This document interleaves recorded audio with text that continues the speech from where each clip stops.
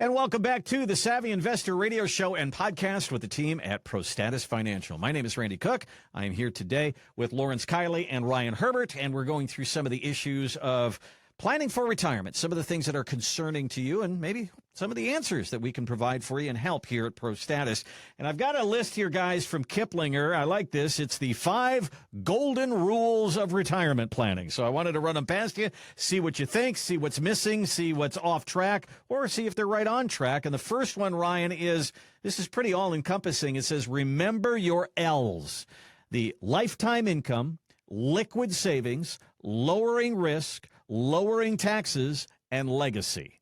That pretty much, if you had all that, you pretty much have it, I would think. What do you say? It sounds like whoever wrote this article at Kiplinger listens to our podcast, because that's kind of what we talk about every single podcast is one of those topics. You want to make sure, that you never run out of money in retirement. That's, making sure you have lifetime income. You want to make sure that you set up your portfolio in a way so that your income comes in every single month in, month out, year after year, the same amount adjusted for inflation, without having to worry about whether the stock market's up 20% or down 20%. And kind of part of that goes along with, when you look at your assets, you want to make sure that you're essentially bifurcating your assets. You don't want to dedicate all of your assets to generating your income in retirement, because then you don't have an emergency fund. You don't have anything liquid, which is that other L, that liquid savings. You want to make sure that once I've secured my income, once I've set aside the assets to make sure that I'm not going to run out of money in retirement, I'm going to have the income that I need,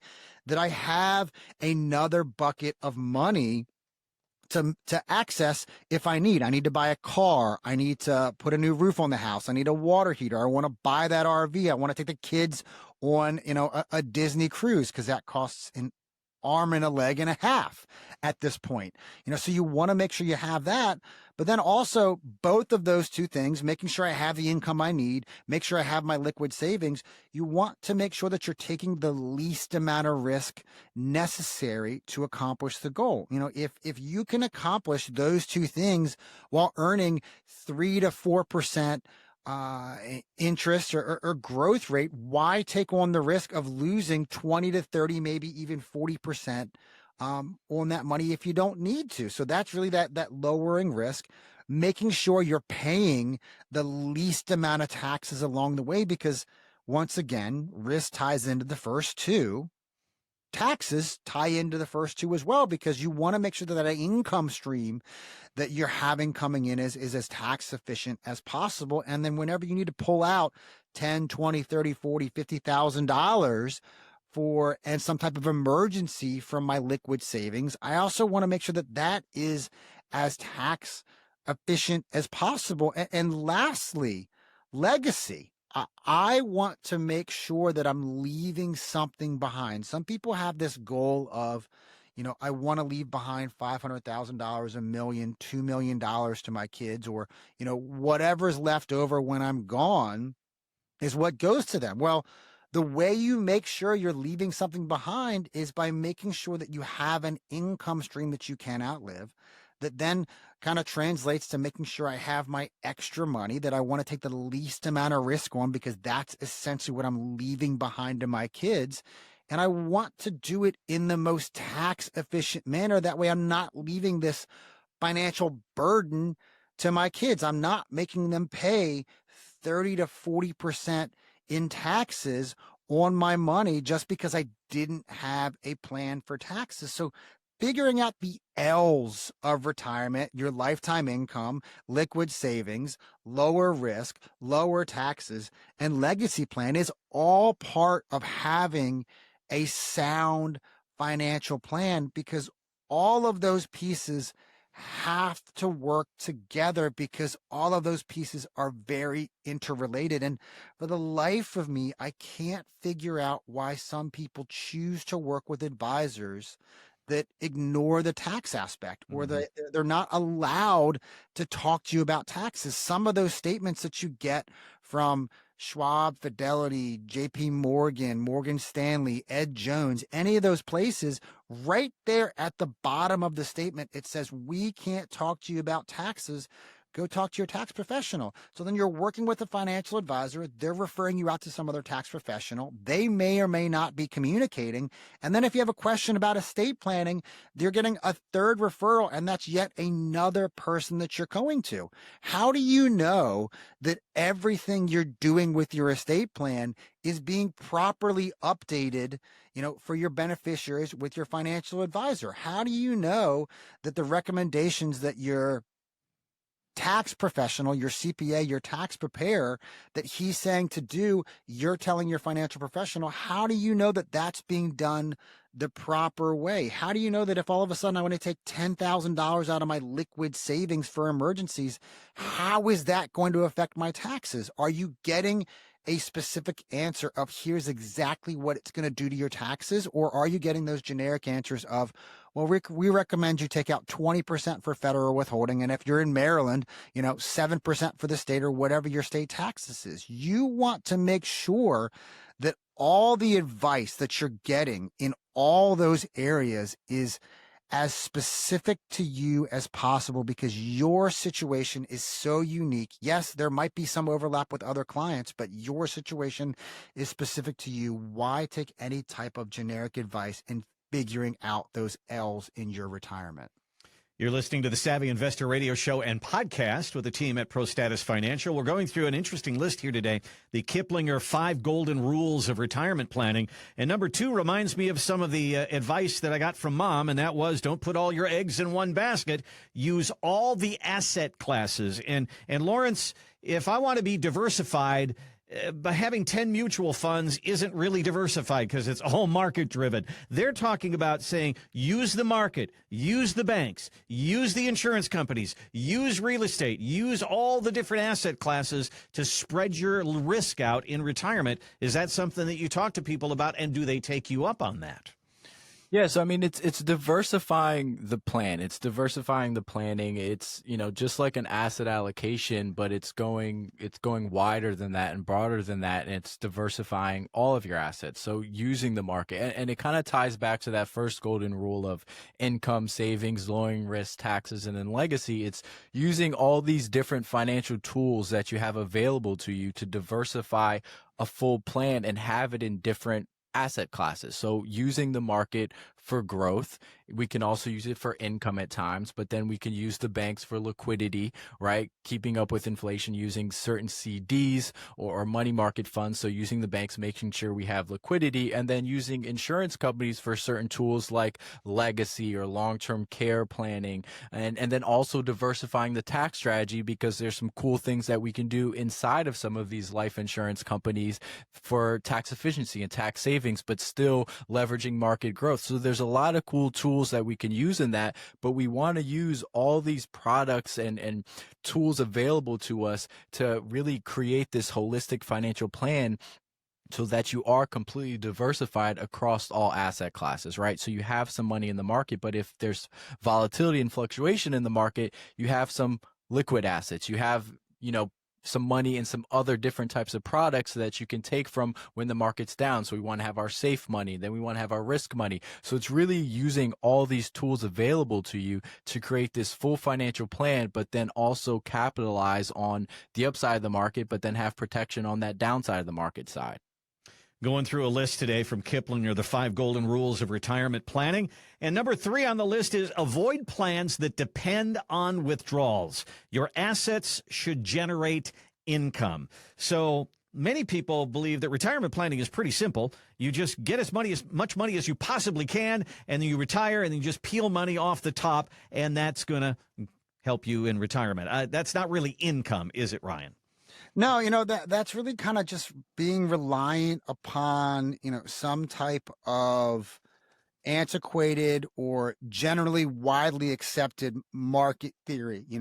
I can take out 5% of my portfolio and never run out of money. I can take 4% out of my portfolio and never run out of money. And realistically, Fidelity, the number a couple of years ago, and based on, what we've seen in the market over the last 15, 20 years, that number is really closer to to 2.8%. And, Lawrence and I have a gentleman who came to us a number of years ago up in my Towson office. His name is Bill.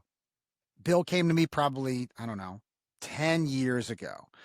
And he was thinking about retiring. At that point, he was about 62 years old, and he recently just came back, and he's now mid to late 70s, I would say. So probably longer than 10 years.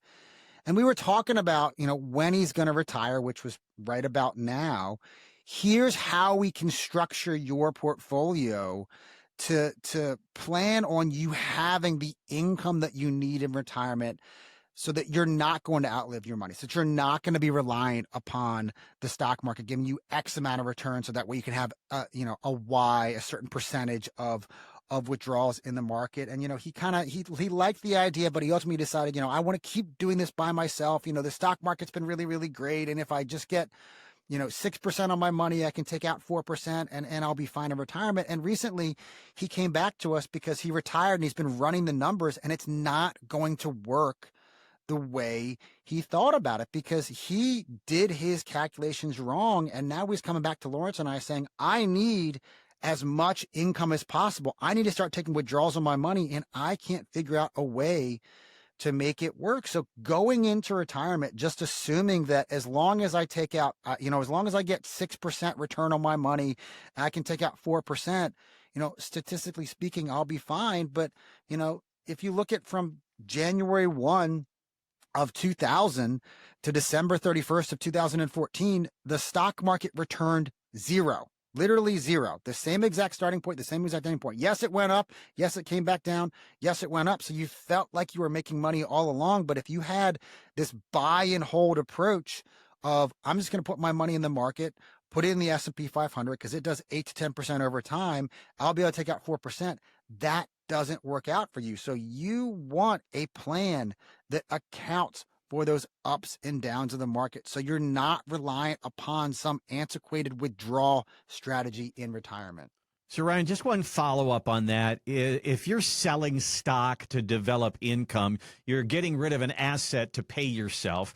And then the idea of peeling money off the top is getting into your principal a dirty word, so to speak, in retirement planning. Should all of your assets kick off income, or is there a point when you say it's okay to get into that million or that 2 million that you've saved all these years? Yeah, no, there absolutely is a point at which it's okay to start dipping into principal, because, if you get to a point in life where you're like, all right, I don't care about leaving money behind to my kids. And candidly speaking, those are my favorite type of clients, because they're enjoying their money. You worked so hard to save this money, put this money aside so you have a successful retirement. You didn't work so hard and save so long and invest your money and take on all the stress and the ups and downs of the market for you to pass away and have your kids roll up to your funeral in brand new Corvettes, C7, C8, whatever the newest model of that Corvette is that looks kind of like a Lamborghini. You didn't work so hard for that to happen. There becomes a point at which, if your goal is to enjoy your money, it is okay to start dipping into your principal. And that point really is different for everybody. It's a situation to situation technique. But yeah, there certainly is a point where it's okay. And I do advise clients, start spending this money, start enjoying this money, stop pinching pennies, stop thinking about, I have to leave behind X to the kids, because that's not always the most important thing. You're listening to the Savvy Investor Radio Show and podcast with the team at Prostatis Financial. Ryan Herbert is here. Lawrence Kiley is here. We're going through this list here today with Kiplinger. It's the 5 golden rules of retirement planning. It says, watch your L's. Make sure you have all your L's in line. Lifetime income, liquid savings, lowering risk, lowering taxes, legacy. Use all the asset classes, the banks, the markets, the insurance companies, real estate. Avoid plans that depend on withdrawals. And now the next one, Lawrence, avoid plans that are based on probabilities. I know it's a common occurrence where a financial advisor says, well, this is what we'll do if we grow by 3%, and here's 5%, and here's 7%, and here's 10%. And my eyes get bigger as I look at all those pages because the numbers get bigger. But what they're saying here is, don't rely on that. Your plan should rely on the what ifs of retirement, the things you talk about all the time, inflation and markets and taxes and all the things that can get in the way. That should be the bulk of the planning in your retirement plan. So, I mean, I don't think that, a plan based on probabilities is really a plan, right? Because it's just, again, it's just based on probabilities. It's just saying that based on, the number of assets you have and the expenses you have and a growth rate of this, your money's not gonna run out. So it's really just saying that you have enough money to retire, maybe, but it's not an actual plan. It's not putting anything on paper. It's not creating a realistic plan on, okay, how do I make sure that my money lasts throughout retirement? Other than just telling me I have enough money, how do I actually make sure that I do and it lasts, and if things come up, I'm able to handle those things in life?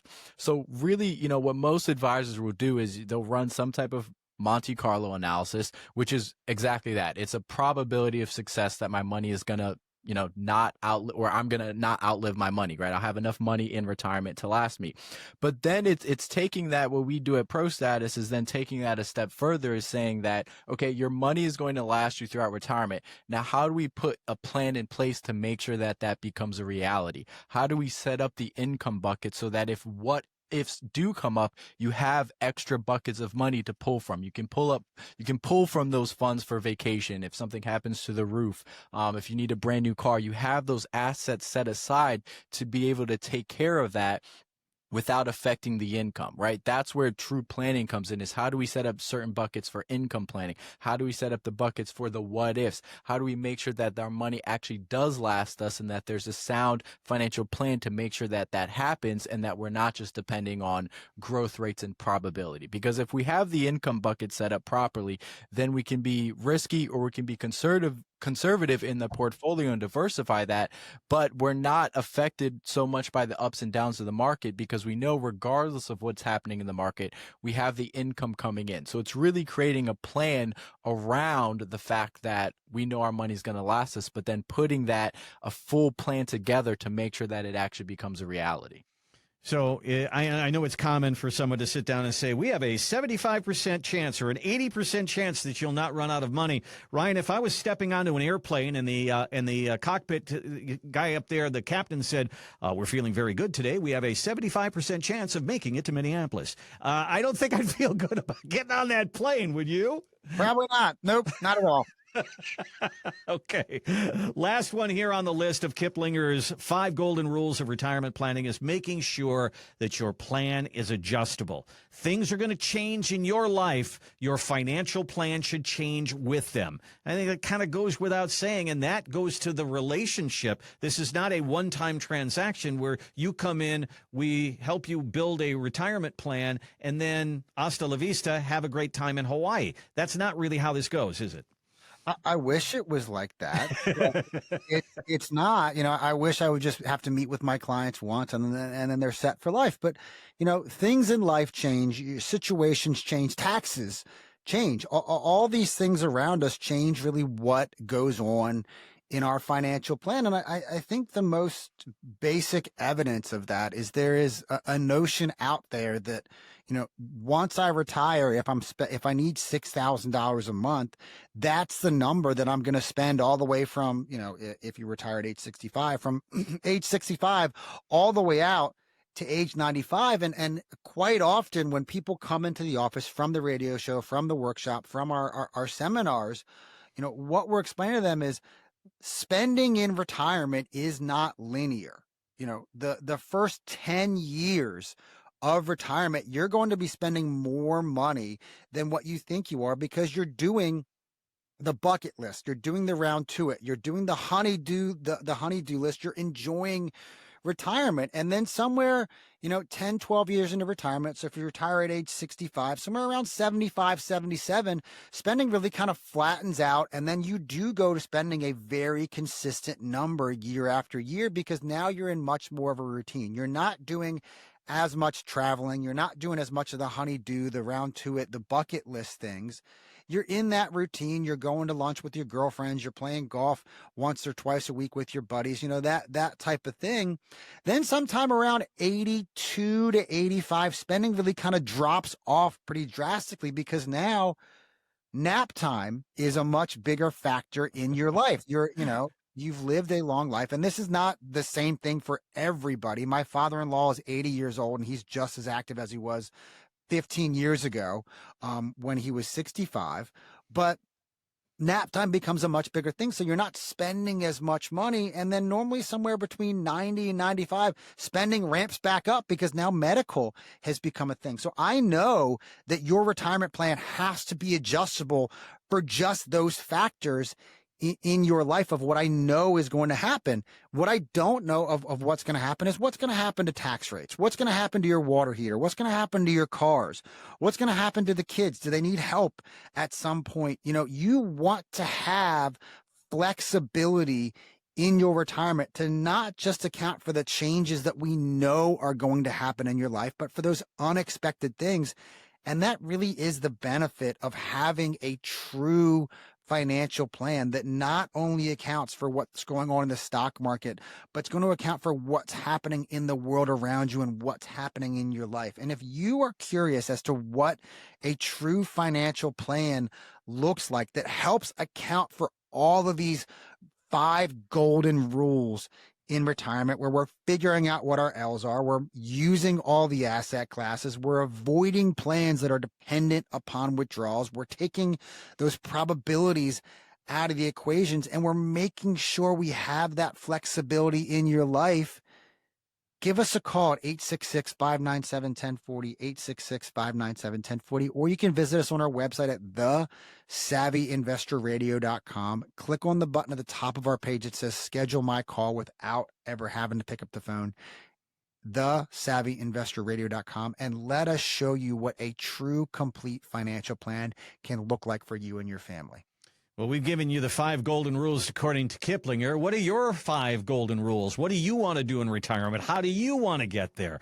Let's figure that out together. Give us a call. Let's do some real serious work on your retirement. Do some nuts and bolts. Actually, put pen to paper here and figure out what your income needs are, where that income is coming from, what are we going to do about taxes, all the things that we've talked about here on this segment. Again, 866-597-1040, 866-597-1040, or use our website, which is thesavvyinvestorradio.com, 2 V's in savvy, thesavvyinvestorradio.com. You can click on the button that says schedule a call, and that really clicks in a 15-minute phone conversation. No cost, no obligation.